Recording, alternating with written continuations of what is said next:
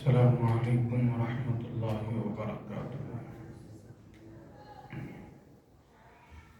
تفسیر قرآن عارف باللہ حضرت شاہ محمد کمال الرحمن صاحب نور اللہ مرقدہ کا لکھا ہوا نعتیہ کلام سماعت فرمائیں۔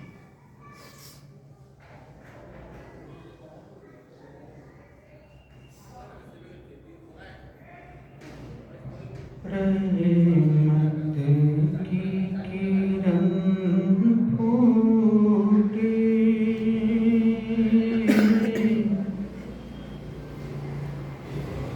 روضے سے مدینے سے،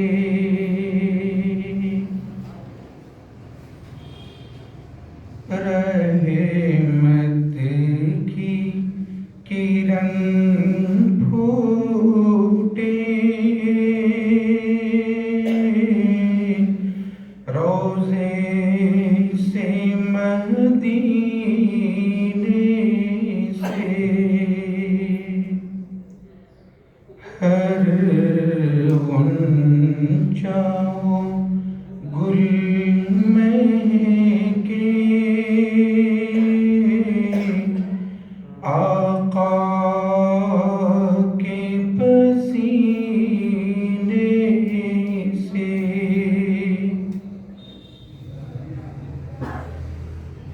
اتنا ہی ملے فیضان،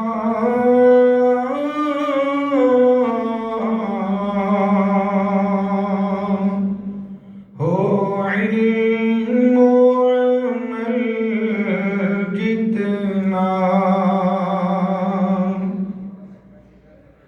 اتنا ہی ملے فیضان،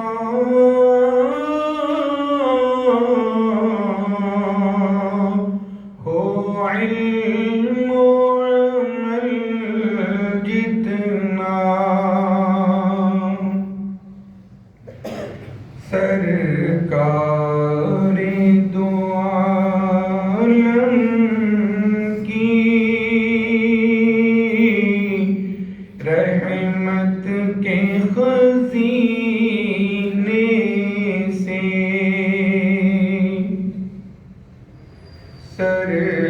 سرکار دو عالم کی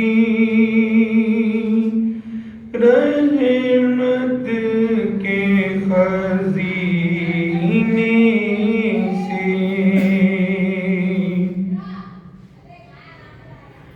عظمت و ادب والی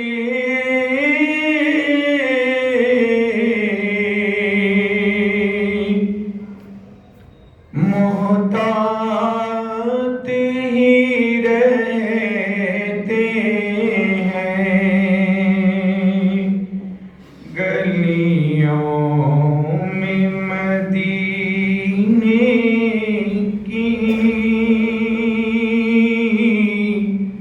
سرکار کے چلنے سے، اے دوست بنا سیرت صورت بھی پسندیدہ،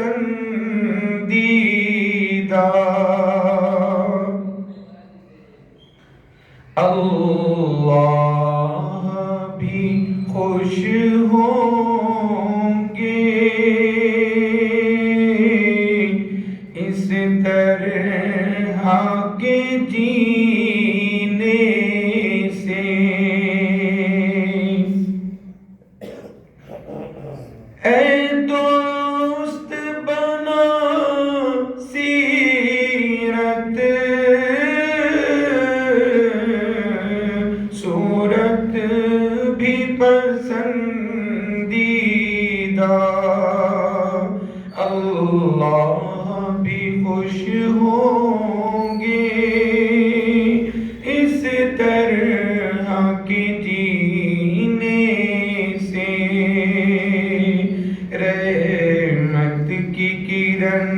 پھوٹے روزے سے مدینے سے،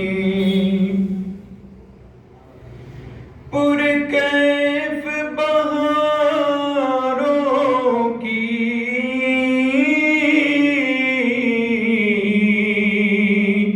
جنت میں مزے کرنا، کچھ روز کی دنیا میں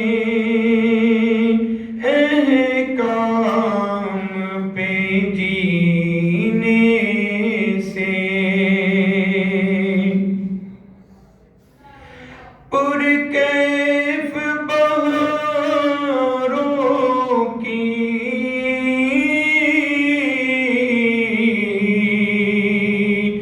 جنت میں مزے کرنا،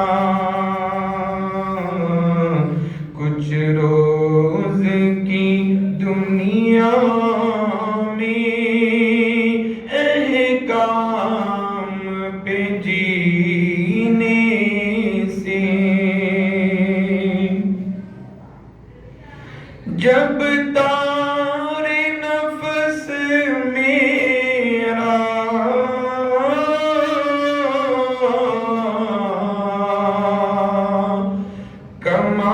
کمال سے ٹوٹے گا،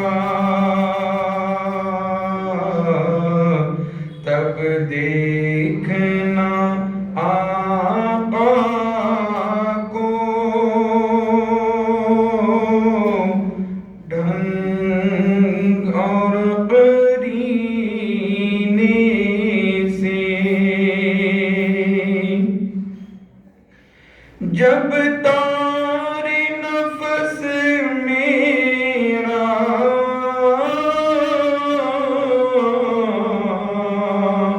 کمال سے ٹوٹے گا، تب دیکھنا آقا کو ڈھنگ اور قرینے سے، رحمت کی کرن پھوٹے روزے سے مدینے سے، ہر غنچہ گل مہکے آقا کے پسینے سے۔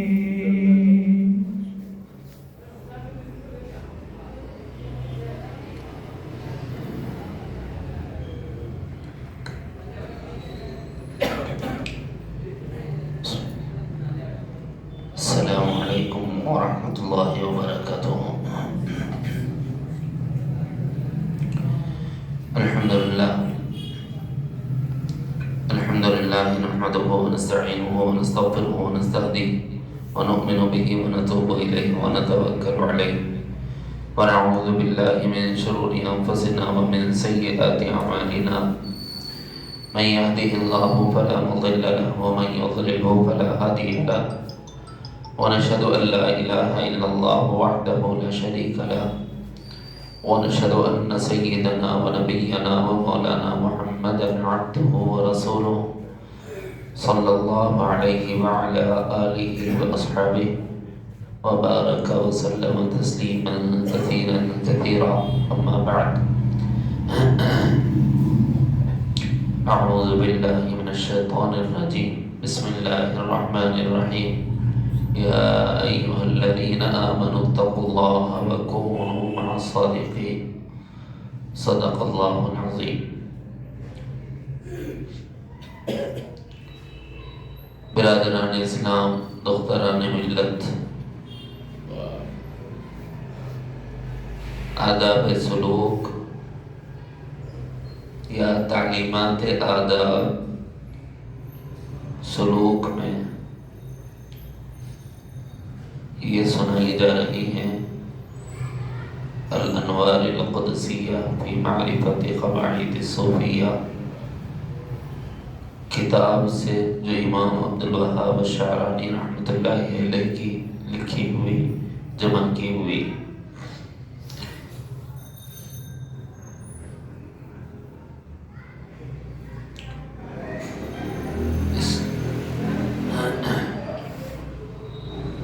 گزشتہ مجلس میں جہاں تک مضمون چلا تھا وہ یہ کہ ایک عام آدمی اور ایک خاص آدمی دونوں میں بھی اللہ تعالیٰ کی سنت، اللہ کا قاعدہ، اللہ کا طریقہ یہ ہے کہ اس کو آزماتے۔ اس سلسلے میں مرد بھی آزمائے جاتے ہیں اور عورتیں بھی۔ ہماری تمنا، ہماری آرزو، ہماری خواہش یہ ہوتی ہے کہ ہم آزمائیں نہ جائیں، اور ہونا بھی چاہیے کہ بندہ عافیت کا طلبگار بنے، مشکلوں کا سوال نہ کرے۔ لیکن جو مصائب اور مشکلیں ہوتی ہیں، جو کٹھنائیاں درپیش ہوتی ہیں، یہ سب اس لیے ہوتی ہیں کہ حکمت بالغہ ہے اللہ رب العزت کی۔ اب اپنے بندے کو جب اپنے سے قریب کرنا چاہتے ہیں تو اس کے لیے راہیں ہموار کر دیتے ہیں۔ اعمال کے کرنے کے ذریعے سے بندہ اللہ کے قریب ہوتا ہے، لیکن کبھی کبھی زندگی وفا نہیں کرتی اور حالات ایسے سازگار نہیں ہوتے کہ اعمال جتنے مطلوب ہیں اتنے پورے نہیں کر پاتا، تو پھر اللہ تعالیٰ کی جانب سے آزمائشیں تھوڑی آتی ہیں۔ یہ آزمائشیں دو طرح کے انسانوں پر، دو طرح کی کیفیتوں کے ساتھ آتی، عوام پر، خواص پر۔ خواص میں حضرات انبیاء کرام علیہم الصلاۃ والتسلیمات ہیں، اولیاء اعظام ہیں، صحابہ کرام ہیں، نیک اور صالح لوگ، متقی اور پرہیزگار لوگ بھی ہیں، یہ بھی آزمائے جاتے ہیں۔ ان کی آزمائشوں کے پیچھے حکمت اللہ کی یہ ہوتی ہے کہ اللہ تعالیٰ اپنے بندے کو چند آزمائشوں میں ڈال کر بلند مرتبہ کرنا چاہتے ہیں۔ میں خبر میں بھی شاید یہاں ایک قصہ سنایا تھا، اس مضمون کو سمجھانے کے لیے ضمناً دوبارہ سنا دیتا ہوں اجمالاً۔ ایک آدمی ہے، دنیا دار ہے، بلکہ یوں کہہ لیں کہ کافر ہے، مومن نہیں، بے ایمانی کی حالت میں زندگی گزار رہا ہے، یہاں تک کہ اس کی موت کا وقت قریب آ گیا۔ اب جب موت کا وقت قریب آیا تو یہ بندہ، گھر والے اس کے حکیموں نے کہہ دیا کہ یہ اب آخری لمحات میں ہے، اب تب کا مہمان ہے، اس کی اگر کوئی آرزو اور تمنا ہو، اس کی اگر کوئی خواہش ہو تو آخری خواہش سمجھ کے پوری کر دو۔ بالعموم مرنے والے سے اس کی آخری خواہش پوچھ لی جاتی ہے، اگر اس کی موت کا اندازہ ہو، جیسے سزائے موت کے وقت قبل از سزا اس قیدی سے پوچھا جاتا ہے کہ تمہاری کوئی آخری خواہش اور تمنا ہے۔ ایسے ہی بعض اوقات ایسا ہوتا ہے کہ اطباء اور حکماء دستکش ہو جاتے ہیں، مریض سے ہاتھ اٹھا لیتے ہیں اور کہتے ہیں کہ صاحب اب ہمارے بس میں جتنا تھا وہ تو ہم کر چکے، باقی اللہ کی مرضی پر ہے، آپ چاہیں تو اپنے گھر لے جائیں، چاہے تو یہاں رکھیں۔ مگر ان کے دل میں رہتا ہے انہوں لے گئے تو اچھا ہے، کیوں بولے تو نہیں یہاں مر گیا تو دواخانہ بدنام ہو جاتا ہوں۔ جتنا جلدی اندازہ ہو گیا کہ صاحب اس کا آخری وقت ہے، دواخانے والے رکھنے کو پسند نہیں کرے۔ اب جب یہ بندہ گھر گیا اور گھر والوں کو پتہ چلا کہ اس کے آخری اوقات ہیں، ظاہر ہے کہ اس کی ہر آرزو، اس کی ہر تمنا، اس کی ہر خواہش پوری کی جاتی۔ ایسے ہی ایک کافر کا معاملہ ہو گیا کہ حکیموں نے کہہ دیا کہ یہ آخری لمحات میں ہے، تو گھر والوں نے کہا کہ تمہیں کسی چیز کی ضرورت ہو، تمہاری کوئی خواہش ہو، تمہاری کوئی تمنا و آرزو ہو تو ہم اہل خانہ پوری کوشش کریں گے کہ تمہاری وہ خواہش و آرزو پوری ہو جائے۔ عجیب بات ہے، کافر ہے تو اس نے تمنا کی، اس نے خواہش کی کہ ایسا کرو مجھے مچھلی پکا کے کھلاؤ۔ ایک تو ہوتا ہے موسم، مچھلی مل جاتی، لیکن ایک موسم نہیں ہوتا اس میں مچھلی تلاش کرنے پہ بھی نہیں ملتی۔ ہر چیز کے موسم ہوتے ہیں، دھان کا موسم ہوتا ہے تو چاول نکلتا ہے، سیب کا موسم ہوتا ہے تو وافر مقدار میں نظر آتا ہے، سنترا اور موسمی تربوز اپنے اپنے موسموں میں نکل آتے ہیں تو پتہ چلتا ہے کہ صاحب اس کا موسم چل رہا ہے۔ ایسے ہی مچھلیوں کا ایک سیزن ہوتا ہے، اس میں مچھلیاں پکڑی جاتی ہیں اور لائی جاتی ہیں، لیکن بعض موسم ایسے ہوتے ہیں تلاش بسیار کے باوجود مچھیروں کو بھی مچھلیاں نہیں ملتی، خود ان کا گزر بسر مشکل ہو جاتا ہے، ایسا حال ہوتا ہے۔ وہ سوال کر رہا ہے ایسے موسم میں کہ وہ مچھلیوں کا سیزن ہے۔ خدا کی کرنی عجیب، خدا تعالیٰ نے ایک مچھلی فروش کو وہاں بھیج دیا، وہ پکارتے ہوئے آیا کہ ہے کوئی مچھلی کا خریدار، مچھلی لے لو۔ گھر والوں نے کہا کہ صاحب یہ تو اس بندے کا خواہش کرنا اور اس پر یہ آنا، یہ تو انوکھی بات ہے، کیونکہ عام طور پر یہ موسم ہے نہیں کہ اس میں مچھلی مل جائے۔ اب اہل خانہ پریشان کے ساتھ مچھلی لائیں گے کہاں سے؟ چلو پکڑ کے لائیں گے تو اپنے کو تو ملے گی نہیں، شکاری پکڑا ہوا خرید کے لائیں گے تو وہ بھی تو موسم نہیں ہے کہ مل جائے آسانی سے۔ الغرض جب گھر تک مچھلی پہنچ گئی تو انہوں نے کہا کہ لے لو، اس کو غنیمت سمجھو، جس قیمت میں ملے لے لو۔ اس کو خریدا اور اسے پکایا اور کھلایا۔ عجیب بات ہے، ادھر کھایا ادھر مر گیا، ادھر مچھلی کھایا ادھر موت آ گئی اس کی۔ اسی کے گھر کے سامنے دو اللہ والوں کا گھر تھا۔ ایک اللہ والے وہ تھے قال اللہ اور قال الرسول پڑھنے پڑھانے والے، ان کے ہاں بے شمار شاگرد ہوا کرتے تھے۔ تو ان شاگردوں نے محسوس کر لیا کہ حضرت کا اس وقت نزا کا عالم ہے، وقت آخر ہے، اس وقت میں حضرت سے اپنے لیے کوئی وصیت، کوئی نصیحت لے لینا چاہیے، حضرت کی کوئی خواہش پوچھ لینا چاہیے۔ انہوں نے کہا کہ حضرت ہمیں کوئی وصیت فرما دیجئے، حضرت ہمیں کوئی نصیحت فرما دیجئے۔ تو نصیحت فرماتے ہوئے ہونٹ سونکھنے لگ گئے، ہونٹوں پہ خشکی دیکھی تو طلباء نے پوچھا کہ حضرت کیا آپ چاہتے ہیں کہ ہم آپ کو پانی پلا دیں؟ کہا کہ ہاں ایک گلاس پانی پلا دیں۔ ابھی اللہ والے ہمارے دل میں تو یہ آتا ہے کہ صاحب انہیں پانی مل جانا چاہیے، ان کا جی ٹھنڈا ہو جانا چاہیے، ان کا حلق تر ہو جانا چاہیے، ان کے ہونٹوں کی پپڑیاں یہ نم ہو جانا چاہیے۔ لیکن عجیب بات یہ ہوئی، اس زمانے میں مٹی کے گھڑے ہوا کرتے تھے، مٹی کے گھڑے کو الٹایا تو اس میں سے پانی نکلا ایک گلاس، اور گلاس بھی مٹی کے ہوا کرتے تھے، بلکہ آج کل فیشن کے طور پہ استعمال ہوتے ہیں، جب سنت تھا۔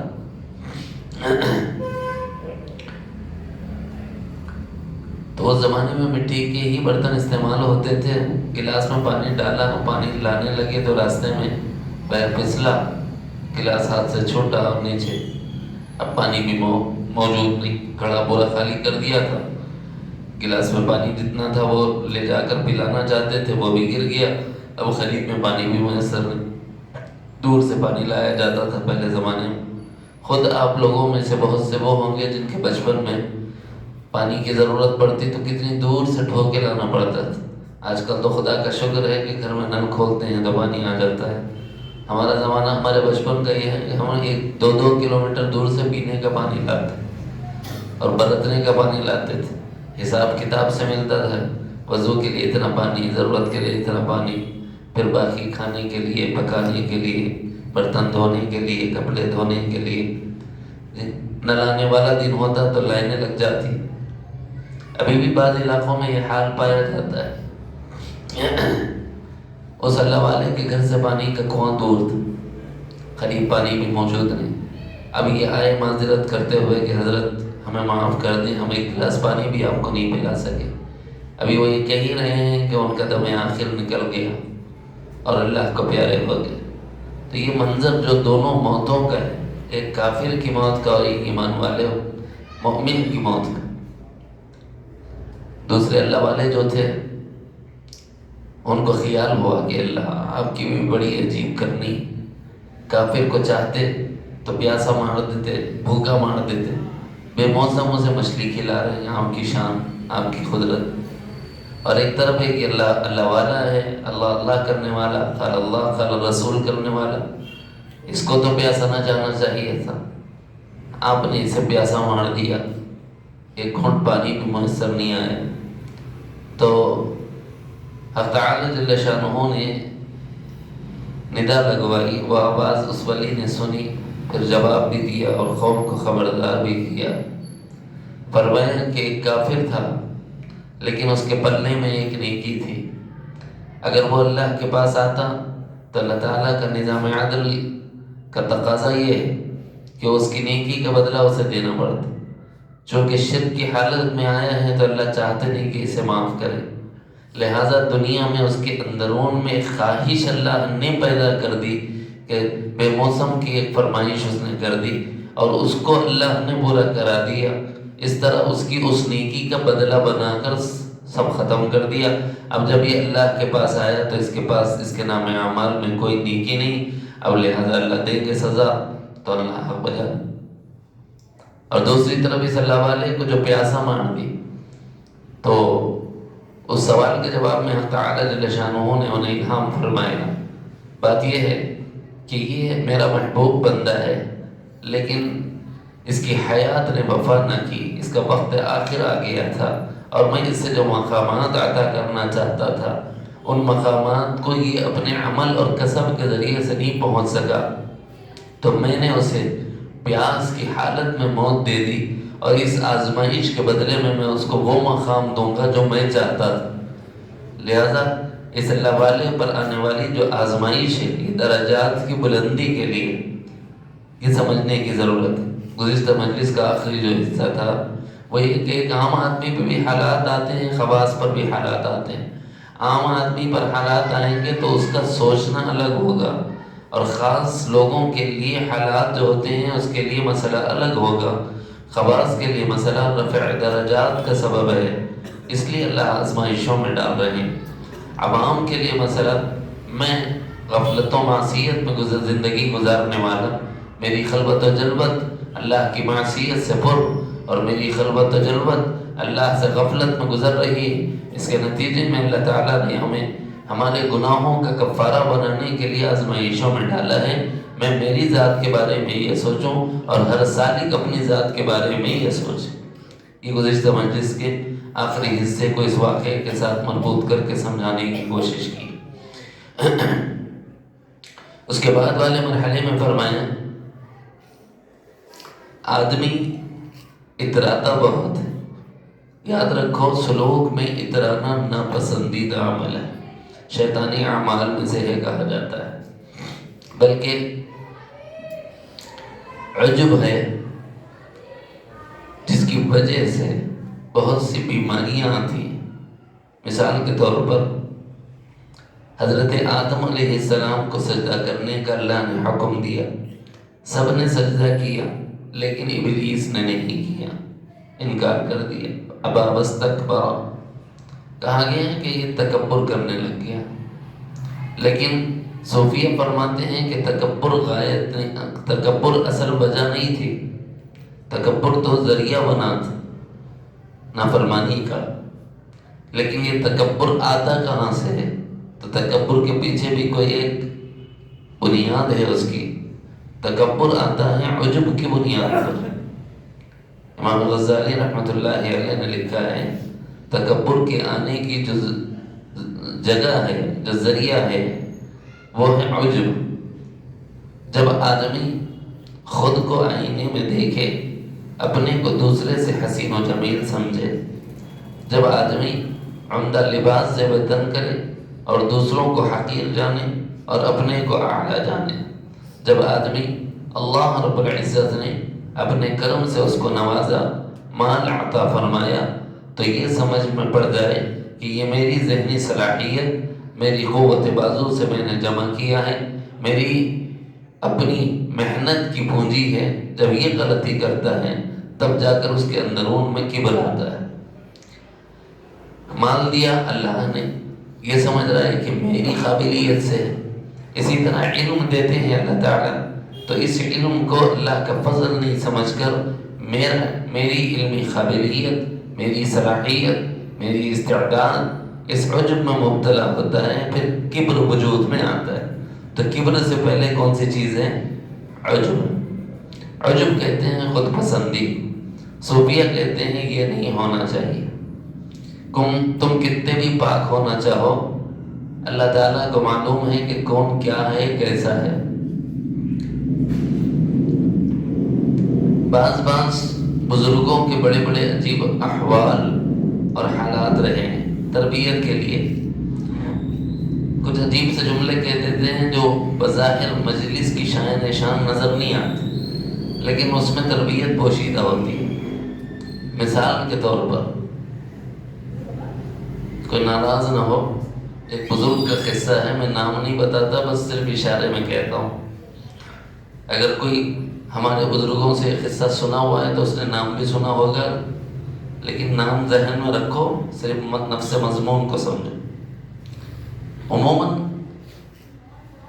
جب والد شیخ ہوتے ہیں یا دادا شیخ ہوتے ہیں یا نانا شیخ ہوتے ہیں تو پوتروں اور نواسوں کی اور بیٹوں کی بڑی عید ہوتی ہے، اس لیے کہ پیرزادہ، صاحبزادہ، جی نبیرہ فلاں پیر صاحب کے نبیرہ محترم، اب یوں ان کا اعزاز ہوتا ہے، احترام اور اکرام ہوتا ہے۔ اس اعزاز اور احترام اور اکرام کی وجہ سے وہ پھول جاتے ہیں، اور اس پھول جانے کے بعد میں تکبر کا شکار ہو جاتے ہیں، اپنے بڑوں کو بھی اپنے سے چھوٹا سمجھنے کی غلطی کر بیٹھتے ہیں۔ وہ جو ان کے آبا کے پاس، جو ان کے اجداد کے پاس برس ہا برس تک علم حاصل کرنے کے لیے زانو تلمذ طے کرتے رہے، ان کو بھی کوئی حیثیت نہیں دیتے۔ کیوں؟ اس لیے کہ وہ آدمی عام آدمیوں میں سے ہے۔ خیر، بزرگوں نے ان کو قابل بنایا، اجازت دی، لیکن خانوادے کے برابر تھوڑا ہی ہوگا۔ یہ خانوادیت جو ہوتی ہے نا، اب اندرون سے نکل کر آتی ہے تو تکبر کا شکار بناتی ہے، اور وہاں بھی وہی ہوتا ہے کہ میں فلانے سے علم میں اچھا، کہ یہ علم تو مجھے میرے خون میں ملا ہے۔ یاد رکھو، علم خون میں نہیں ملتا۔ یاد رکھو، علم خون میں نہیں ملتا۔ دلیلیں دوں آپ کو، بہت سی دلیلیں۔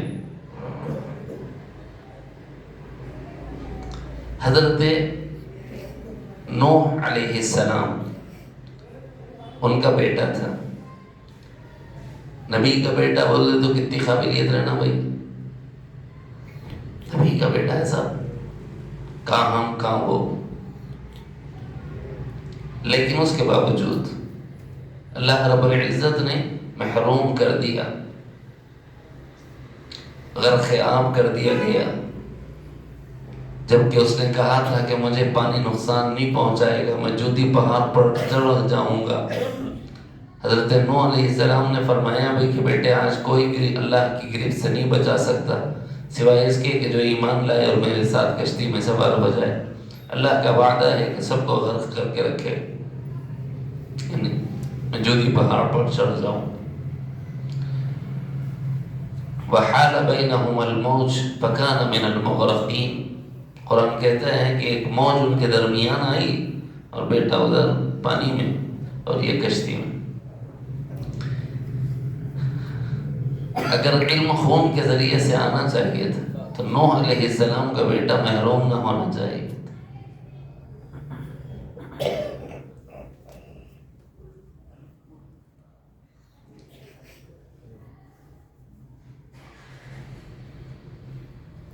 ایسے ہی کتنے کبار اولیاء ہیں، بڑے بزرگ، لیکن ان کی اولادوں میں بہت سے وہ ہوئے ہیں جو فتنوں کے شکار ہو گئے، کسی نہ کسی فتنے میں مبتلا ہو گئے، حالانکہ ان کے جو آبا تھے، ان کے جو اجداد تھے، یہ جملہ میرا نہیں ہے، میں نے سنا مولانا عبد الخبیر صاحب دامت برکاتہم سے، انہوں نے بیان میں فرمایا تھا ان کے والدین بڑے محدث، اپنے زمانے کے بڑے مفسر و محقق، لیکن اولاد فتنے کا شکار ہو گئی، حدیث کا انکار کر بیٹھی، منکر حدیث بن گئے۔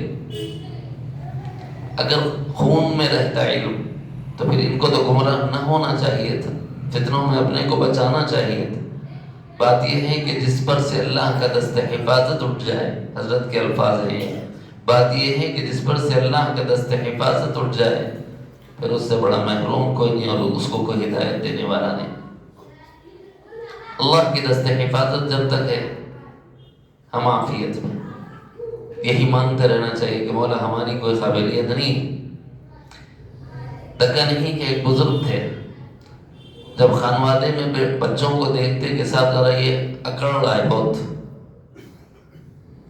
تو اس کو بلاتے تھے مریدین کے بڑے مجمع میں، اس انداز میں بلاتے تھے کہ شرمندگی سے پانی پانی ہو جائے۔ یوں فرماتے تھے کہ میرے وجود سے نکلے ہوئے ایک ناپاک خطرے ادھر آ ہوتے تھے۔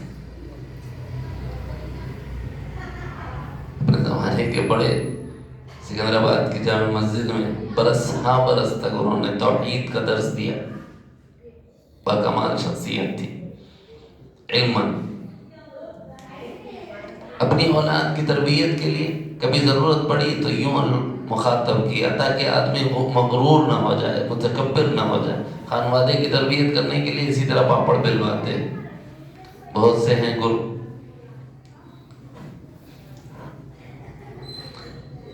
جب آدمی خود کو اچھا سمجھنے لگتا ہے تو اپنے بارے میں جو چیزیں سب سے زیادہ نمایاں طور پر بیان کرتا ہے وہ ہوتی ہیں میں گناہ سے پاک۔ اپنے کو جب اچھا سمجھتا ہے تو بالخصوص علمی لائن میں، عملی لائن میں، سلوک کی لائن میں اپنے کو جب سب سے اچھا سمجھنے کی غلطی کر بیٹھتا ہے تو اس سے جو غلطی ہوتی ہے وہ کیا ہے؟ وہ یہ ہوتی ہے کہ میں گناہوں سے پاک۔ یہ کیڑا آیا، ہمارے والد صاحب تو اس کو کیڑا ہی کہتے تھے، یہ کیڑا آیا تو اللہ رب العزت کی بارگاہ سے مردود کر دیا جاتا ہے، کیونکہ یہی کیڑا کبر کا سبب ہے، یہ عجب کا کیڑا ہے، خود پسندی کا کیڑا ہے، انا کا کیڑا ہے، میں بھی کچھ ہوں کا کیڑا ہے۔ اسی کو اللہ رب العزت نے قرآن مجید میں فرمایا فَلَا تُزَكُّوا أَنفُسَكُمْ۔ اس کی تفسیر میں مفسرین نے لکھا ہے کہ اپنی پاکیزگی نہ جتلاؤ۔ دو جملے ہیں، ایک طرف اللہ رب العزت بعثت نبوی کو بتاتے ہوئے، یعنی نبی علیہ السلام کے بھیجے جانے کے مقاصد کو بتاتے ہوئے فرماتے ہیں وَيُزَكُّوا وَيُزَكِّيهِمْ، یعنی لوگوں کے نفوس کا تزکیہ کرنا یہ نبوت کی بعثت کا مقصد ہے۔ تربیت انسانی کرنا، تربیت نفوس کرنا یہ بعثت کا مقصد ہے انبیاء کی۔ فَلَا تُزَكُّوا أَنفُسَكُمْ، حالانکہ اللہ تعالیٰ کے نبی بھیجے گئے ہیں نفس کا تزکیہ کرنے کے لیے، پھر اللہ کہہ رہے ہیں کہ تم تزکیہ نہ کرو۔ ایک ہوتا ہے تزکیہ نہ کرو، یہ میرے جملے اچھی طرح سمجھیں، ایک ہوتا ہے تزکیہ نہ کرو اور ایک ہوتا ہے تزکیہ نہ جتاؤ، دونوں میں فرق ہے۔ اللہ فرما رہے ہیں قد افلح من زکاہا، کامیاب وہ ہے جس نے اپنے کو پاک کیا۔ حکم ہے پاک کرو، نبی بھیجے گئے پاک کرنے کے لیے، کامیاب ہے وہ جو اپنے کو پاک کرے۔ پھر اللہ کہہ رہے ہیں باقی مت بتاؤ۔ تو ایک ہے خود کو پاک کرنا اور ایک ہے خود کو پاک جتانا۔ یہاں مفسرین یہ فرماتے ہیں اللہ نے پاک اپنے کو پاک کرنے سے منع نہیں کیا، وہ تو حکم دیا کہ اپنے کو پاک کرو، لیکن اپنی پاکی بیان مت کرو یہ بتایا۔ عجب آتا ہے تو اپنی پاکی بیان ہوتی ہے۔ کبر کی اصل، کبر کی وجہ عجب، خود پسندی۔ اور نبی رحمت صلی اللہ علیہ وسلم نے کفارات بیان فرمائے، رفع درجات کے اسباب بیان فرمائے، اسی طرح مہلکات، منجیات بیان فرمائے۔ اس میں سے مہلکات جو ہے نا وہ ہے اعجاب المرء بنفسه، اپنے کو اچھا سمجھنا ہے۔ حضرت پیران پیر یہ فرما رہے ہیں، شیخ ابو محمد رحمۃ اللہ علیہ یہ فرما رہے ہیں کہ سلوک میں چلتے ہوئے یہ کیڑا بہت پیدا ہوتا ہے عجب کا۔ میں آثار سے گزر گیا، افعال پر میری تعلیم چل رہی ہے، میں افعال سے گزر گیا، صفات میری تعلیم کا میدان ہے۔ آدمی کے اندر ایک کیڑا پیدا ہو جاتا ہے، یہ نئے ساتھی ہیں، میں پرانا ساتھی ہوں، یہ پرسوں آئے ہیں، میں تو برس ہا برس سے ہوں شیخ کی خدمت میں۔ یہ جو کیڑا آ گیا، اس کیڑے کے آنے کے بعد تکبر آتا ہے لازم۔ تکبر کی بات کیا ہوتا ہے؟ اب استکبر، جب اس نے کفر کیا، جب وہ تکبر کیا تو کفر کر بیٹھا، اللہ کا حکم ماننے سے انکار کر بیٹھا۔ اس کے نتیجے میں کیا ہوا؟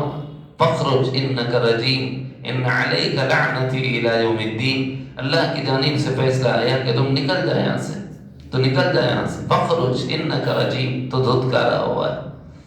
ان علیک لعنتی الی یوم الدین، صرف دھتکارا بنی ہے بلکہ دھتکارنے کے بعد بھی اللہ تعالیٰ کی رحمت سے محروم کر دیا گیا ہے ہر وقت کے لیے، ابد الآباد کے لیے، ہمیشہ ہمیشہ کے لیے، الی یوم الدین، قیامت تک کے لیے۔ اللہ نہ کرے کہ یہ کیڑا ہم میں پیدا ہو، تو پھر اس کا نتیجہ کیا ہوتا ہے؟ حضرت شیخ ابو محمد رحمۃ اللہ علیہ فرماتے ہیں کہ اس کا نتیجہ یہ ہوتا ہے کہ سالک طریقت جن مقامات کو مجاہدات کے ذریعے سے طے کرتا ہے، اس عجب کی بیماری کی وجہ سے وہ پستی کی طرف آ جاتا ہے۔ پھر دلیل میں حدیث ہے، اعجاب المرء بنفسه، بندے کا اپنے کو اچھا سمجھنا مہلکات میں سے گنایا نبی رحمت صلی اللہ علیہ وسلم نے۔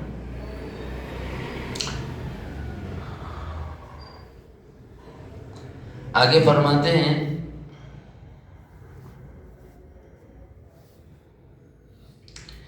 نیک صحبت اختیار کرو ارادت کے بعد، بیعت ہونے کے بعد، سلسلے میں داخل ہونے کے بعد باطل صحبت نہ رکھنا چاہیے۔ کیوں؟ یہ معاملہ عجیب ہے، نبی رحمت صلی اللہ علیہ وسلم نے خود متنبہ کر دیا ہے، تم دیکھ لو کہ تم اپنا دوست کس کو بنا رہے ہو۔ المرء علی دین خلیلہ، ہر آدمی اپنے دوست کے دین پر ہوتا ہے، ہر آدمی اپنے دوست کے دین پر ہوتا ہے۔ اس میں تھوڑا غور کرنے کی ضرورت ہے۔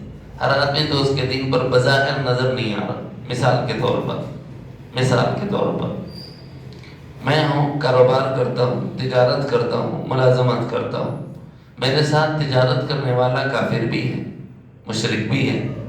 آپ سے تیسرا آدمی آ کر ملتا ہے، صاحب آپ کو تو میں جانتا ہوں، یہ کون ہے آپ کے ساتھ؟ بولے میرا دوست، یہ میرا دوست۔ اب اس دوست کی عبادت دیکھو، اس کی عبادت دیکھو، دونوں میں فرق نظر آئے گا۔ یہ پکا مشرک، یہ ڈندوت کرے گا، ہر کنکر کو شنکر بنائے گا۔ دوسری طرف اس کو دیکھو کہ یہ مسجد جائے گا، ایک اللہ کی بندگی اور عبادت کرے گا۔ بظاہر دونوں کی عبادت میں فرق ہو رہا ہے، مگر نبی یہ فرما رہے المرء علی دین خلیلہ، آدمی اپنے دوست کے دین پر ہوتا ہے۔ کیا مطلب ہے؟ ایک ملاقات، دو ملاقات، وقتی ملاقات، جزئی ملاقات، یہ ملاقات ہے، دوستی نہیں کہلاتی۔ یہ ملاقات ہے، دوستی نہیں کہلاتی۔ اس ملاقات سے آپ اس کے دین پر نہیں ہو جاتے۔ جب آپ کسی کو اپنا ہمدم کہنے لگ جاؤ، اپنا دم ساز کہنے لگ جاؤ، اپنا یار غار کہنے لگ جاؤ، لنگوٹیا یار کہنے لگ جاؤ، بچپن کا ساتھی ہے، پرانا ساتھی ہے، یہ کہنے لگ جاؤ، اپنی خوشی میں اس کو شریک کرو، اپنے غم میں اس کو شریک کرو، اور اس کی خوشی اور غم میں شریک ہو، اور اسی طرح اپنے راز اسے بتاؤ اور وہ آپ کو اپنے راز بتائے۔ یہ انتہا ہے، وہ آپ کو اپنے راز بتائے، آپ اس کو اپنے راز بتائیں۔ اس قدر آپ اس پر ٹرسٹ اور اعتماد کرنے لگ گئے ہو، اب سمجھ لو کہ تمہاری یہ دوستی خطرے کی ہے، تمہارا دین محفوظ نہیں۔ ایک علیہ خالی وقتی طور پہ ہائے ہیلو ہے، یہ تجارت کی جگہ ہوتا ہے، 20 لوگ آتے ہیں 20 لوگ جاتے ہیں، اس کا تعلق اس سے نہیں۔ اس کا یہ مطلب نہیں کہ آپ تجارت ہی نہ کریں، آپ ملازمت ہی نہ کریں، یہ مطلب نہیں۔ اس کا مطلب یہ ہے کہ اپنی خوشیوں اور غموں میں جب آپ اس کو بلاؤ گے، اس کی خوشیوں میں آپ کو جانا پڑے گا۔ آپ اپنی خوشی میں قرآن کی تلاوت کریں گے، عالم سے دعا کروائیں گے، اب وہ اپنی خوشی میں پوجا کرائے گا، آپ کی دعا میں وہ شریک ہو جائے گا، اس کے شریک ہونے سے آپ کو کوئی فرق پڑنے والا نہیں۔ لیکن جب آپ اس کی عبادت میں جائیں گے اور وہ پوجا کر رہا ہو، ارے بھائی میرے پاس آیا تو دعا میں بیٹھا تھا، میں اس کی پوجا میں نہ کو بیٹھوں، اب آپ بیٹھ گئے، اب بولو المرء علی دین خلیلہ کا مصداق بن گیا کہ نہیں بن گیا؟ جب آدمی اس قدر قریب ہو جاتا ہے کہ خوشی اور غم میں شریک ہونے لگ جائے، جب اس قدر قربت بڑھ جاتی ہے کہ ایک دوسرے کو ہمدم دمساز کہنے لگ جائیں، ایک دوسرے کو یار کہنے لگ جائیں، اور ایک دوسرے کو اپنا رازدار کہنے لگ جائیں، اب خطرے کی گھنٹی ہے کہ صاحب ایسا دوست بنانے کی اللہ تعالیٰ نے تو تعلیم نہیں دی تھی۔ اللہ رب العزت نے قرآن مجید میں فرما دیا کھلم کھلا لفظوں میں، کیا فرمایا اللہ تعالیٰ نے؟ اے ایمان والو، کافروں کو اپنا دوست نہ بناؤ، کافروں کو لا تتخذوا الكافرین اولیاء من دون المؤمنین، کافروں کو اپنا رازدار نہ بناؤ۔ یہاں دوستوں کے اقسام لکھے ہیں مفسرین نے، اس میں سے وہ قسم جو خطرے والی ہے میں نے یہاں اس کو ذکر کیا، باقی 3 میں نے ایک البتہ اشارے کو سمجھانے کے لیے عرض کی۔ 4 قسمیں ہیں وہاں تفسیر میں۔ ابتدا بتائی یہ دوستی نہیں ہے، یہ صرف ہائے ہلو ہے، اس کو دوستی بولتے بھی نہیں ہیں۔ آپ اس کو اپنے گھر آنے نہیں دیتے، انہیں گھر آیا تو اندر نہیں بلاتے، پانی وانی پوچھا تو باہر پلا کے بھیج دیتے، اس کو دوست نہیں بولا جاتا، اس کو راز نہیں بتایا جاتا، اپنی خوشی اور غم میں اس کو شریک نہیں کیا جاتا۔ یہ کاروباری ہے، یہ تاجر ہے، یہ آپ کا ملازم ہے، ٹھیک ہے، یہاں تک اس کے ساتھ تعلق آپ کا، لیکن اس کو اس سے آگے نہ بڑھا۔ اگر یہ دوستی اس سے آگے بڑھی پھر کیا ہوگا؟ خطرے کی گھنٹی بن جائے گی۔ اسی لیے حضرت شیخ ابو محمد رحمۃ اللہ علیہ فرماتے ہیں کہ بھائی اگر یہ دیکھو کہ ہم نے اپنا دوست کس کو بنایا، ٹھیک ہے، اب آؤ، یہ تو عمومی بات ہے، سب کے لیے ہے، کیونکہ شریعت مطہرہ کا صاف پیغام، لیکن صوفیہ کے نزدیک دوست نہ بناؤ اس کو بھی جو غافل ہے۔ شیخ ابو محمد رحمۃ اللہ علیہ فرماتے ہیں اسے بھی اپنا دوست نہ بناؤ جو غافل ہے۔ پھر دوست کیوں بھائی؟ غافل کا کیا مطلب؟ موٹی سی مثال دیتا ہوں، آپ کا بچہ ہے، اللہ خوش رکھے، علم سے نوازے، آپ کے بچے کو آپ نے دیکھا کہ صاحب ایک ایسے بچے کے ساتھ رہ رہا ہے، وہ گناہ نہیں کرتا، وہ فلم نہیں دیکھتا، وہ شراب نہیں پیتا، وہ جوا نہیں کھیلتا، جی وہ دوسری بچیوں کو بھی نہیں دیکھتا، بس یہ ہے کہ پڑھائی میں پڑھنے والا نہیں ہے، پڑھنے کی جگہ کھیلتے رہتا۔ اب آپ نے اپنے بچے کو اس کے ساتھ دیکھ لیا تو آپ کیا فرمائیں گے؟ اپنے دل پہ ہاتھ رکھ کے بولنا، اس کے بعد بولو وہ بچہ گناہ کر رہا ہے، اگر اس کے ساتھ اپنے بچے کو دیکھیں گے تو کیا کریں گے؟ اگر دکھ گیا نا، اس کی بھی نانی یاد دلا دیتے، اس کی بھی نانی یاد دلا دیتے، میرے بچے کو بگاڑ رہا بول کے اس کی بھی دھلائی کر دیتے، تو کیسے کے ساتھ رہ رہا بول کے اس کی بھی دھلائی کر دیتے، دونوں کی شامت آ جاتی۔ اور اگر گناہگار نہیں ہے، شرابی کبابی نہیں ہے، جوا کھیلنے والا نہیں ہے، لیکن پڑھتا نہیں ہے، کھیل کود میں ہے، ایسے بچے کے ساتھ اپنے بچے کو دیکھو گے تو کیا کرو گے؟ بولتے ہیں دماغ خراب ہے، انہیں نہیں پڑھا تو چلتا، تو نہیں پڑھا تو نہیں چلنے والا ہے، یہ معاملہ ہے۔ ایمان والا الگ ہے، ایک ایمان والا ادنا ہے، شریعت مطہرہ کے ساتھ چلنے والا، وہ تو کافر کو دوست نہیں بنائے گا، فاسق و فاجر کو دوست نہیں بنائے گا، لیکن ایمان والوں میں وہ ایمان والا جو سلوک طریقت میں آ گیا، وہ ایمان والا جو اللہ کا محبوب بننے آ گیا، وہ ایمان والا جو پیارے آقا مدنی کریم صلی اللہ علیہ وسلم کی زیارت کرنے کا متمنی ہو، وہ ایمان والا جو سرکار دو عالم صلی اللہ علیہ وسلم کے مجلس مبارک میں حاضر ہونے کی آرزو اور تمنا رکھتا ہو، یہ ایمان والا اگر غفلت سے چلنے والے آدمی کو اپنا دوست بنائے گا تو اپنے مقصد تک پہنچ پائے گا کبھی؟ تو حضرت شیخ ابو محمد رحمۃ اللہ علیہ کا کہنا یہ ہے کہ اپنے دوستوں میں مخلص دوستوں کو اختیار کرو، خلط ملط مت کر دو.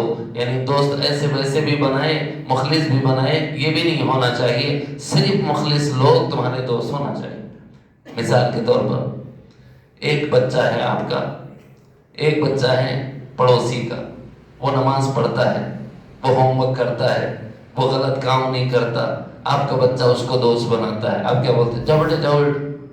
کیوں؟ آپ کو بھروسہ ہے یہ دونوں جائیں گے تو مسجد جائیں گے، آپ کو بھروسہ ہے یہ آئیں گے تو ساتھ آئیں گے، آپ کو بھروسہ ہے ایک دوسرے کے ساتھ اپنا ہوم ورک شیئر کریں گے، یہ ایک دوسرے کے تعلیم میں مدد کریں گے، یہ جو سمجھا اس کو سمجھائے گا، وہ جو سمجھا اس کو سمجھائے گا. وہ آ بھی رہا ہے تو خوش ہیں، بلکہ الٹا مائیں چائے بنا کر اس کے دوست کا اکرام کرتی. کیوں بھائی؟ میرے بچے کا دوست ہے. کیسے بچے کے دوست آنے پر اکرام ہوتا ہے؟ ایسا بچہ جو عادات میں اچھا ہو، ایسا بچہ جو صفات میں اچھا ہو، ایسا بچہ جو علم سے غفلت میں نہیں رہتا، ایسا بچہ جو طاعت سے غفلت میں نہیں رہتا، ویسے بچے کو دوست بنائے گا اگر اپنا بچہ تو ہمیں بڑی خوشی ہوتی ہے. ہم اس کا احترام اور اکرام کرتے ہیں، اس کے آنے کو خوشی کا باعث سمجھتے ہیں. یہی معاملہ سالک طریقت کا ہے کہ جب یہ مخلص کو دوست بنائے گا تو اپنی کمیاں اس کے اعمال کو دیکھ کر دور کر لے گا، اور اگر اس میں کوئی کمی ہے وہ تمہیں دیکھ کر اپنے اعمال کی کمی کو دور کرے گا. اس کی طاعات کو دیکھ کر ایک دوسرے میں طاعات کا کمپٹیشن پیدا ہوگا، جس کی وجہ سے آگے بڑھنے کا شوق بڑھے گا. ایسے بے شمار بچے میری مسجد میں اعتکاف میں رہتے ہیں. میں نے ان سے کہا تھا کہ مقابلہ کرنا ہے اس مرتبہ رمضان المبارک میں، کون ہے جو مجھے یہ بتائے کہ مولانا میں نے آج قرآن شریف ختم کر لیا ہے؟ جو بچہ بتائے گا میں اس کے لیے اسپیشل دعا کروں گا. آپ کو بتاؤں قرآن شریف کے پڑھنے میں مسجد خدیجہ کے طلب، وہ بچے جو اعتکاف میں تھے، انہوں نے کمپٹیشن کیا، ایسا کمپٹیشن کہ 8 گھنٹے میں قرآن ختم کرنے والے بچے ملے ہوتے. اب دوسرا بچہ رو رہا ہے بازو بیٹھ کے. یقین مانو میں آج تک بھی جب وہ منظر یاد آتا میرے جسم پر کانٹے آ جاتے. سارے گزشتہ کے بعد ایک بچے کو دیکھا کونے میں بیٹھا ہوا ہے، بہت رو رہا ہے، ہچکیوں پر آ گئی ہے. تو مجھے مؤذن صاحب نے کہا کہ ابھی ان کا ایکسیڈنٹ ہو گیا، اللہ انہیں صحت و عافیت عطا فرمائے. تو انہوں نے آگے کہا کہ مجھے وہ بچہ قرآن جلدی پڑھ لیا، بلکہ یہ بچے کو دکھ ہو گیا، اب انہیں روتے بیٹھا ہوا ہے. پھر میں نے اس کو بلا کر کے تھوڑی سی تسلی اور تشفی کی بات کی. یوں کہا کہ دیکھو ٹھہر ٹھہر کر اگر پڑھنے میں تیزی نہ آئے، ٹھہر ٹھہر کر کوئی مخارج سے پڑھتا ہے تو ثواب میں آگے بڑھ جاتا. اب ذرا اس کا تھوڑا سا وہ ہچکیاں بند ہوئی، وہ رونا بند ہوا. ابھی بھی ہیں بھائی ایسے اللہ کے لال. جب آدمی یہ دیکھتا ہے سامنے والے کے ساتھ مجھے کمپٹیشن کرنا ہے، آؤ نا سلوک میں. یہ میدان ہے، یہاں خانقاہیں ہیں، یہاں فیض گاہیں ہیں، یہاں بتایا جاتا ہے. کمپٹیشن کرنا ہے تو ذکر میں کر کے بتاؤ، درود شریف میں کر کے بتاؤ. میں قسم کھا کے بولوں تو حانس نہیں ہوں گا. آپ کو بتاؤں میں ایسے علاقے میں جا کر آیا ہوں، 80 مرتبہ ایک شخص نے سرکار مدینہ صلی اللہ علیہ وسلم کی زیارت کی. ہمارے جانے والوں، ہم نے ان سے صرف اتنا کہا کہ بھائی آپ ذکر کو اپنا معمول بناؤ. یقین جانیں وہ لوگ 8 دن میں 2 مرتبہ 7 لاکھ مرتبہ اسماء حسنہ کا ذکر کرتے ہیں. یقین مانیں کہ وہ 7 لاکھ مرتبہ کا درود شریف ہر ہفتے مکمل کرتے ہیں، ہر ہفتے. ظاہر ہے ایسے جب لوگ ہوں گے، جب اعمال میں کمپٹیشن لائیں گے تو اس کے نتیجے میں اثرات بھی ظاہر ہوں گے. کہ وہ 80 مرتبہ زیارت ہو جائے سرکار کی. ہم تو خوش قسمتی سمجھیں کہ ایک بار بھی آقا کی زیارت ہو جائے. ایسے لوگ ہیں، مگر یہ کن کو ملتا ہے؟ یہ ان کا نصیبہ ہے جو مخلص آدمی کو اپنا دوست بنائے نا. بیٹا تو ابابین پڑھتا، ہمارے طالب علمی کا زمانہ تھا. طالب علمی کے زمانے میں اکثر تکرار کے لیے مغرب کے بعد بھاگتے، جو حفاظ ہیں علماء ہیں وہ جانتے. مدرسے میں کیا ہوتا ہے، مغرب کے بعد میں پڑھنے کے واسطے فوری بھاگتے، اپنی کتاب لیے کہیں تکرار نہیں چھوٹ جانا بول کے جا کے تکرار کی جگہ پر بیٹھ جاتے. تکرار الگ الگ جگہ ہوتی ہے، کبھی مسجد میں، کبھی درسگاہ میں، کبھی حجرے میں ہو جاتی ہے۔ تو مغرب کے بعد ایک ساتھی وہ تھا جو تکرار کرانا نہیں چاہتا تھا، تو ابابین کی نیت مار لیتا تھا۔ اب وہ ہنڈی پھٹ جاتی تھی ہمارے اوپر، کیوں کوئی ہے نہیں تو تکرار کراؤ، یعنی پڑھانا پڑے گا، جو استاد نے پڑھایا وہ سنانا پڑے گا۔ میں نے ایک بار دیکھا، دو بار دیکھا، اس کے بعد انہیں کر کیا رہا ہے؟ بولے مغرب کے بعد انہیں ابابین پڑھ رہا ہے، اس کے بعد تکرار میں آ رہا ہے، تاکہ اس کو ڈیوٹی بھی بچ جائے اور ساتھ میں اپنی عبادت میں آگے بڑھ جائے۔ تو ہم لوگوں نے بھی معمول بنایا ہے کہ صاحب آپ ہم سے بڑے ہیں، آپ ابابین پڑھیے، آپ کی اختتام میں ہم پیچھے ابابین پڑھیں گے، جب آپ کی ختم ہوگی ہم آپ کے پیچھے آئیں گے۔ ہم لوگ بھی پڑھے بھی کمزور تھے، ٹھیک ہیں ابھی بھی پیچھے ہی ہیں، تو اب ان لوگوں کو آگے اگر بڑے آگے رہیں تو پھر ہم لوگوں کو تھوڑی رہبری ہو جاتی ہے۔ یوں معمول بنا تھا۔ طالب علمی کے زمانے میں ہمارے ایک استاد تھے حضرت مولانا مرتضیٰ صاحب، انہوں نے فرمایا تھا کہ جو طالب علم مجھے کتاب سنائے گا میں اس کو میرے ساتھ حضرت شاہ ہارون رحمۃ اللہ علیہ کی مزار پر لے جاؤں گا۔ تو اس زمانے میں بڑا شوق تھا، نحمیر، صفمیر، پنگن، یہ ساری کتابیں ہم نے حضرت کو قبرستان جاتے ہوئے سنائی، آتے ہوئے سنائی۔ حضرت کے ساتھ جاتے تھے زیارت کے لیے بزرگوں کی مزارات پر، اپنے اکابرین کے ساتھ جانے کے اپنے انوارات اور برکات ہوتے۔ تو عزیزان گرامی، بات کہیں سے کہیں چلی جائے گی اور اصل مقصود ہاتھ سے چھوٹ جائے گا۔ بات عرض کر رہا تھا، حضرت شیخ ابو محمد رحمۃ اللہ علیہ فرما رہے ہیں، نمبر 1 اپنا تزکیہ نہ جتاؤ، تزکیہ نہ کرو، نہیں تزکیہ نہ جتاؤ۔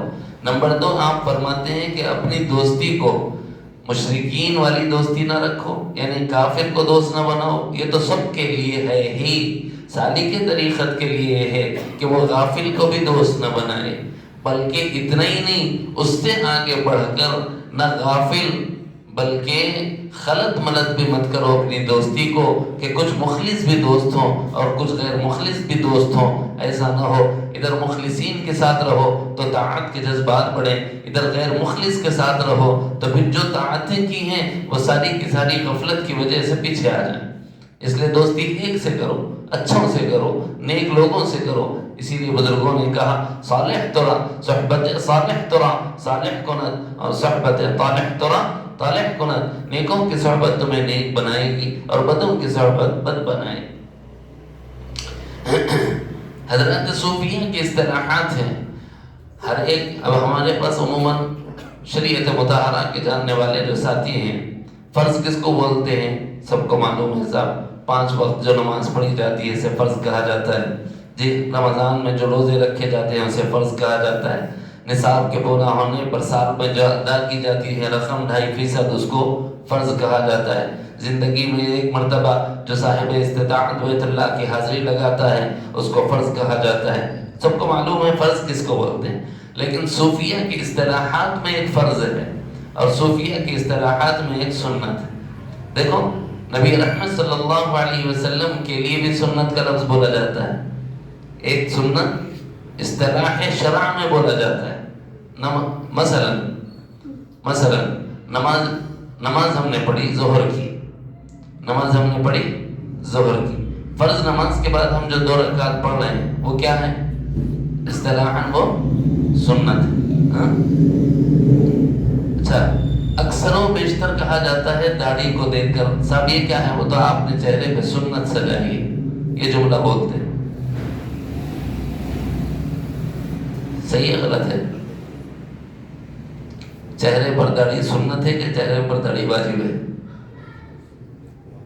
سنت ہے کہ واجب ہے؟ چہرے پر داڑھی سنت نہیں واجب ہے۔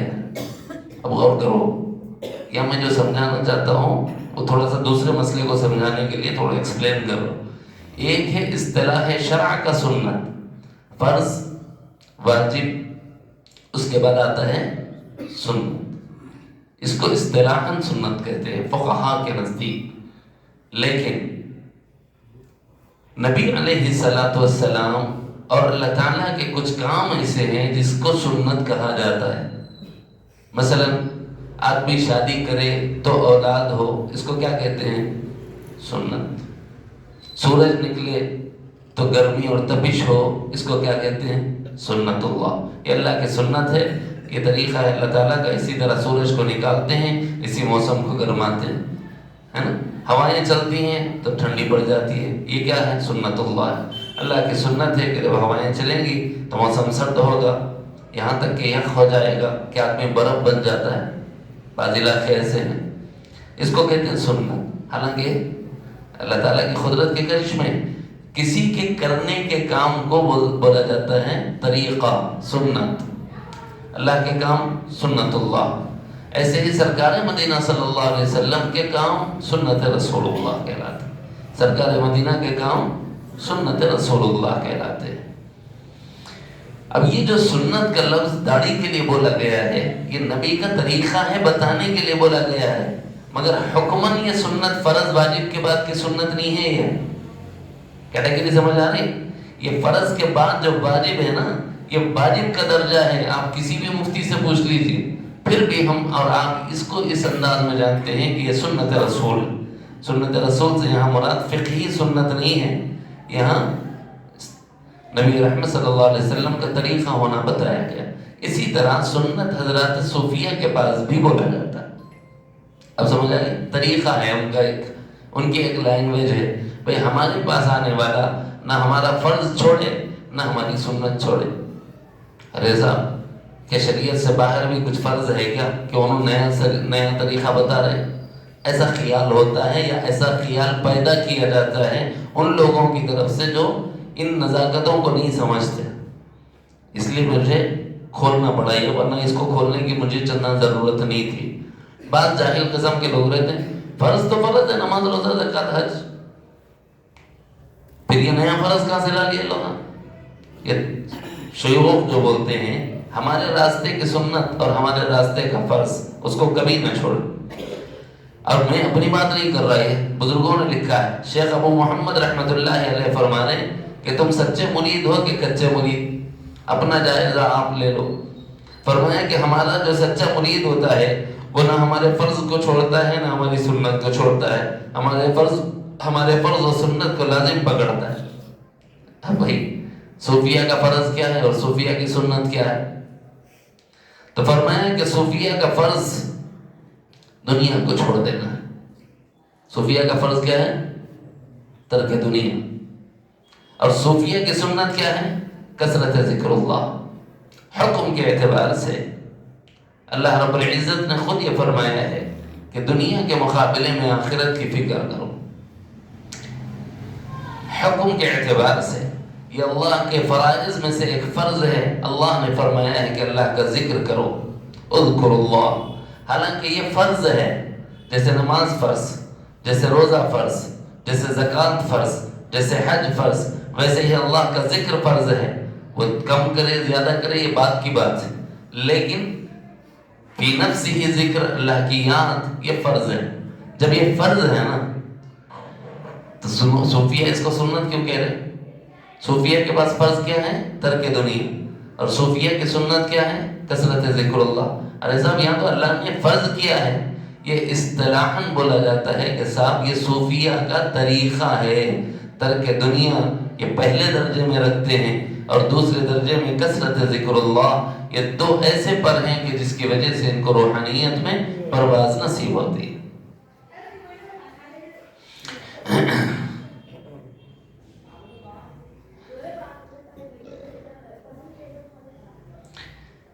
کیا کوئی بندہ یہ چاہتا ہے کہ مجھے دم آخر کلمہ شہادت نصیب ہو؟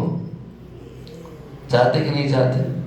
بہت بڑی بات ہے نا بھائی، کتنی بڑی بات ہے۔ دعائیں کی جاتی ہیں جب دم واپسی ہو، لبے ہو لا الہ الا اللہ، اے اللہ جب آخری وقت ہو میری زبان پر آپ کا کلمہ جاری ہو جائے۔ کیوں ہوتا ہے یہ؟ کیونکہ حدیث میں نبی رحمت صلی اللہ علیہ وسلم نے خبر دی ہے، من قال آخر کلامہ لا الہ الا اللہ دخل الجنہ وجبت علیہ الجنہ۔ دو الگ الگ جگہ روایات میں الفاظ آئے ہیں۔ ایک جگہ نبی علیہ السلام نے فرمایا جس کا آخری قول، جس کا آخری کلام، جس کا آخری کلمہ اس دنیا سے جاتا ہوا لا الہ الا اللہ ہوگا، وہ جنت میں جائے گا۔ اچھا، اب ہر آدمی تو آخری وقت میں کلمہ نصیب نہیں ہوتا، اپن تو پھنس گئے۔ کتنے لوگوں کو نصیب ہوتا ہے آخری وقت کلمہ؟ بہت کم لوگوں، ہزاروں نہیں لاکھوں میں ایک آدھ کسی کے بارے میں سن لے تو اپن لوگ پکچراں بنا کے ڈال دیتے ہیں، فوٹوਆਂ بنا کے ڈال دیتے ہیں، ان کا آخری کلمہ لا الہ الا اللہ تھا، ڈالتے نہیں ڈالتے؟ کیوں بھائی؟ اس لیے کہ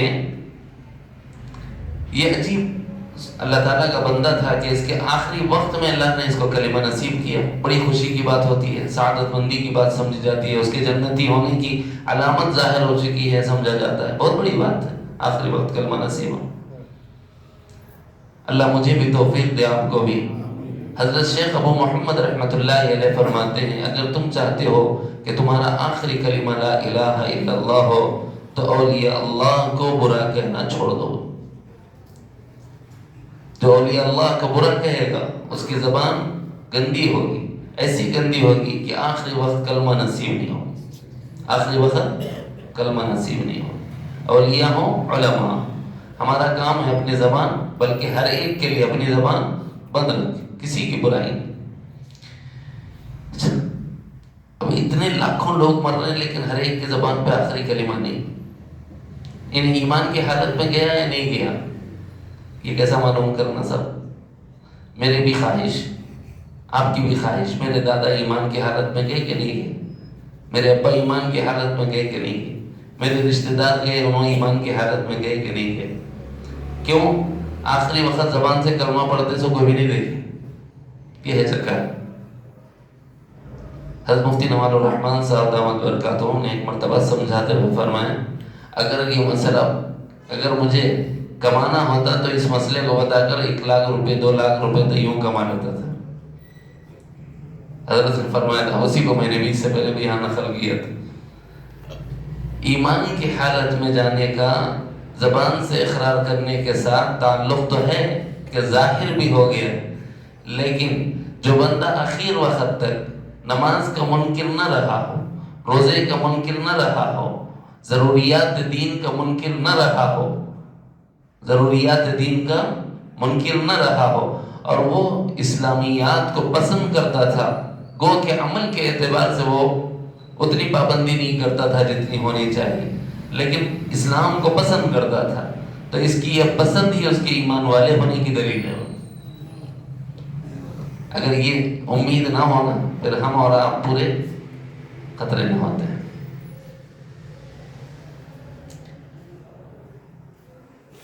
بڑوں کو، بزرگوں کو، برا بھلا کہنے والوں کو آخری وقت میں کلمہ نصیب نہیں ہوتا، اس میں احتیاط کرنے کی حضرت تلقین فرما رہے ہیں۔ حضرت شیخ نجم الدین کبریٰ رحمۃ اللہ علیہ کے چونکہ ان کے جو اقوال ہیں وہ بہت معنی خیز ہیں، چند جملے ہیں لیکن بڑی جامعیت رکھتے ہیں، تفصیل بھی نہیں کر سکتا میں وقت نہیں ہونے کی وجہ سے، مگر ان بزرگ کا ایک پیراگراف سنا کر اپنا ذکر کرتے ہیں۔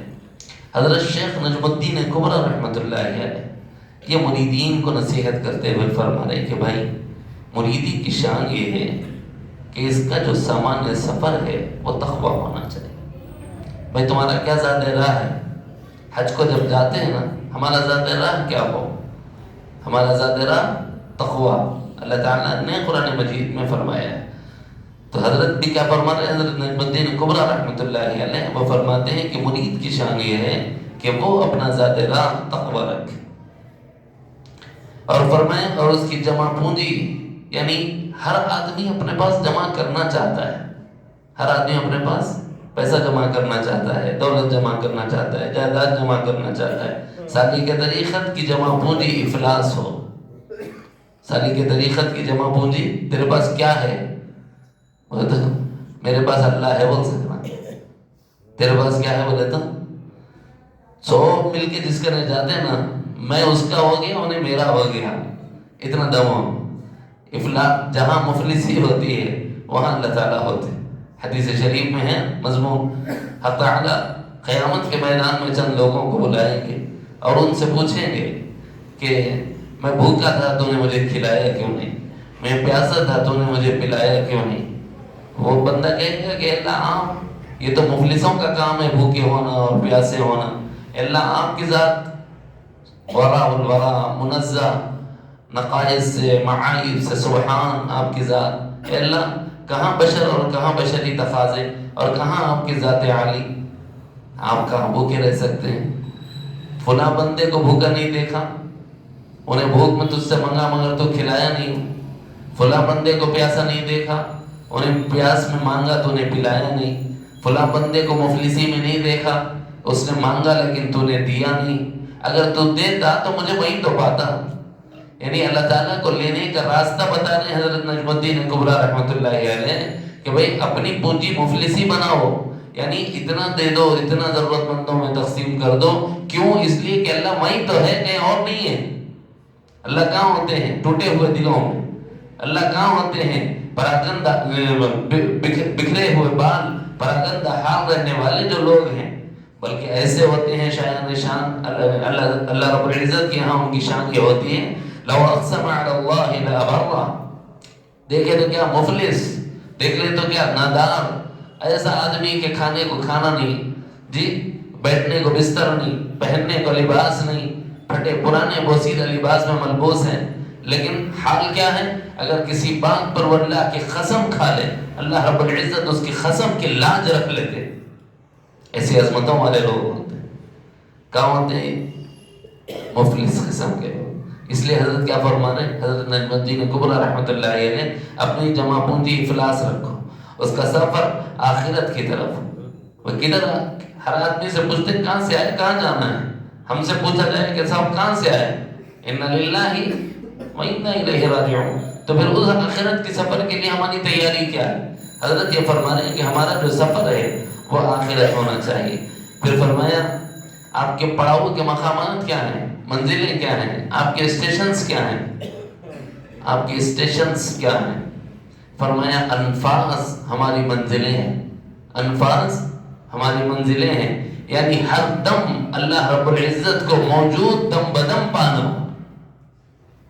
ذرا نازک مسئلہ ہے، کھلتے کھلتے کھلے گا، لیکن اتنی بات ذہن میں رکھ لو، ہم ہر سانس میں، ہر سانس کے آنے میں اللہ موجود، اس کی قدرتیں اور کمالات ظاہر، اور ہر سانس کے نکلنے میں اللہ موجود اور اس کی قدرتیں اور کمالات ظاہر۔ ہماری منزل کیا ہے؟ سانس۔ پھر فرمایا ہمارا قبر کی منزل کا جو ساتھی ہے وہ کیا ہے؟ قبر کی منزل کا ساتھی یقین ہے، اور اس یقین کو پیدا کرنے کی تدبیر کیا ہے؟ عاجزی۔ ابھی جو میں نے کہا نا کہ اپنے اندرون سے کبر نکالنا، عاجزی کو اختیار کرنا، فرمایا کہ یقین کو اپنے اندرون میں پیدا کرنے کی تدبیر عاجزی ہے۔ اس کی حرکت و سکون، اس کا گھر خلوت ہو، اس کا لباس، سالک کا گھر خلوت، یعنی آپ کا گھر کیا ہے؟ تو تنہائی میرا گھر، تنہائی میرا گھر ہے۔ اور فرمایا لباس کیا ہونا چاہیے؟ فقر، فقر میرا لباس۔ اور فرمایا اس کی نیند زندگی کا محاسبہ ہے۔ ہمارا سونا کیا ہے؟ سالک کا سونا کیا ہے؟ فرمایا کہ زندگی کا محاسبہ، آج میں نے کیا کیا، کون سا کام وہ ہے جو رب کو راضی کرنے والا ہے، کون سا کام وہ ہے جس سے رب ناراض، کون سا کام ہے جس سے مصطفیٰ صلی اللہ علیہ وسلم راضی، اور کون سا کام ہے جس سے مصطفیٰ صلی اللہ علیہ وسلم اپنی عیون مبارک پھیر لیں، کون سا کام ہے ایسا جو شریعت میں پسند کیا گیا، اور کون سا کام مجھ سے ایسا ہوا جو شریعت میں ناپسندیدہ ہے۔ یہ محاسبہ کرنا یہ سالک کی زندگی ہے، اس سے اس کو انرجی ملتی ہے کہ میں کتنا آگے بڑھ گیا، مجھے اور کتنا آگے بڑھنا چاہیے، یا یہ اندازہ ہو جاتا ہے میں کہاں گرا ہوا ہوں، مجھے کہاں پہنچنا ہے، اور اس کے لیے مجھے کتنی تگدو اور کتنی محنت کی ضرورت ہے۔ اس لیے محاسبے کو فرمایا کہ سالک کی زندگی۔